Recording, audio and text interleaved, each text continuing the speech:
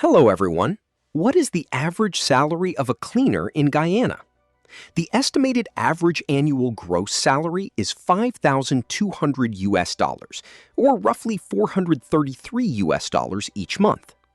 After tax, the average net salary is 4,524 US dollars per year, or about 377 US dollars monthly. In Georgetown, the largest city, cleaners earn more. The gross salary there is 6,136 US dollars annually, or roughly 511 US dollars per month.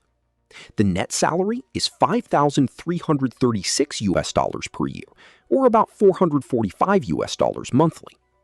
This higher city pay can come from more offices, hotels, and commercial buildings. Experience, better skills, and night shifts may also increase pay. Please like the video and leave your salary in the comments. Thank you for watching.